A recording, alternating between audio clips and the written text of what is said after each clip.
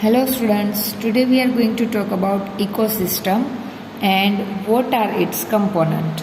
So basically all organisms such as plants, animals, microorganisms and human beings as well as the physical surrounding interact with each other and maintain a balance in nature.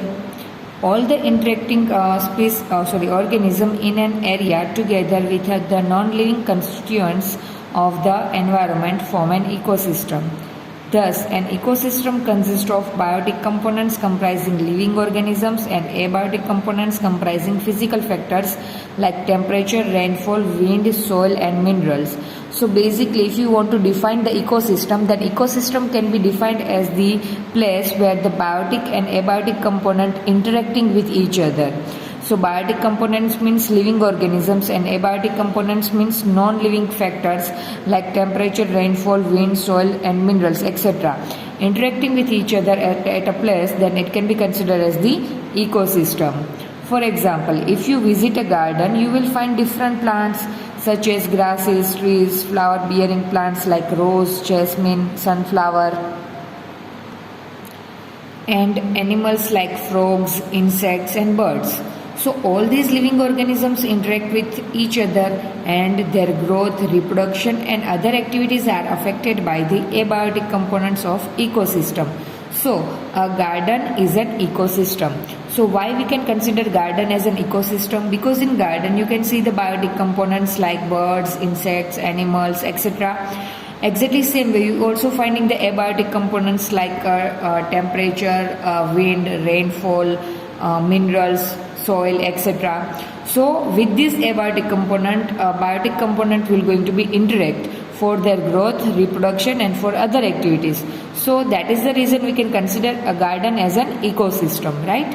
So other types of ecosystems are forest, ponds and lakes.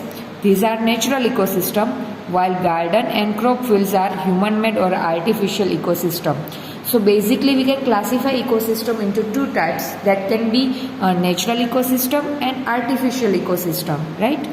Now we have seen earlier in earlier classes that organisms can be grouped as producers, consumers and decomposers according to the manner in which they obtain their substances from the environment, right? So producers able to prepare their food by themselves, consumers depends on other organisms and decomposers depends on the dead vegetations, right? So as per the consumptions of the substances for the nutritions, the classification has been done and that we already studied in the previous standards.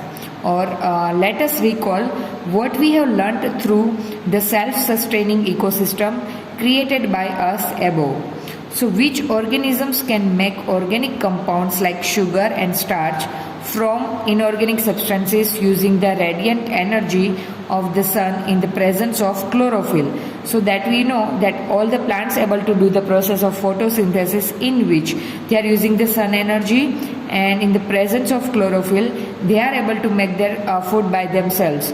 So making of food is a kind of organic compound. It will prepare like sugar and starch from an inorganic sources like carbon dioxide, water, right? So inorganic substances has been converted into organic substances like sugar and starch in the presence of chlorophyll by using sunlight, and that process is considered as the photosynthesis. So all green plants and certain blue-green algae which can produce food by photosynthesis come under this category and are called the producers. So producers are the organisms which can prepare their food by themselves. So some blue-green algae and some plants, so all the green plants can be considered as the producers. Organisms depends on the producers either directly or indirectly for their sustenance, right? Like suppose carnivorous animals. So basically carnivorous animals depends on herbivorous and herbivorous depends on plants. So each and every organisms on this earth directly or indirectly depends on the plant or depends on the producers.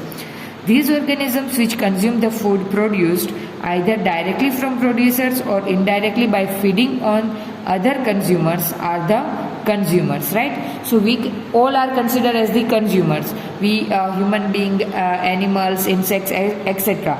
Because we depends on other organisms or we depends on plants directly or indirectly, and that is the reason we can consider ourselves as a consumers.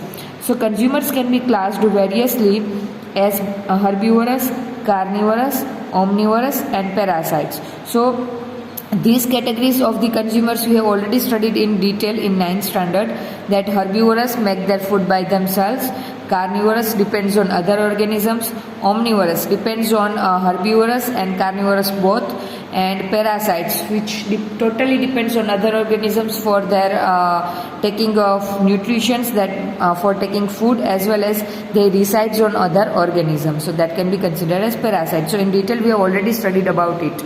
Now imagine the situation where you do not clean the aquarium and some fish and plants have died.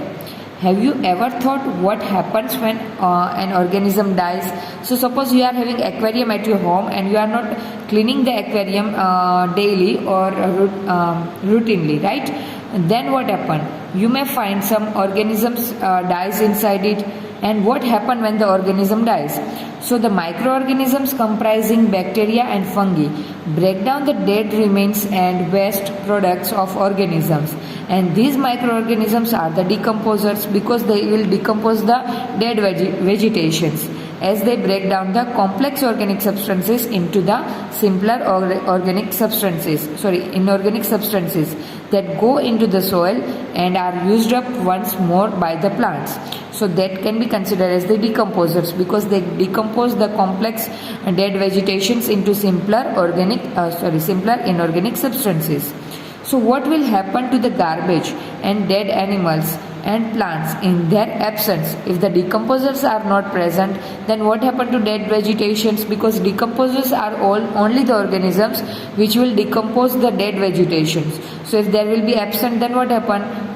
So will the natural replenishment of the soil take place even if decomposers are not there? So answer of these questions are no.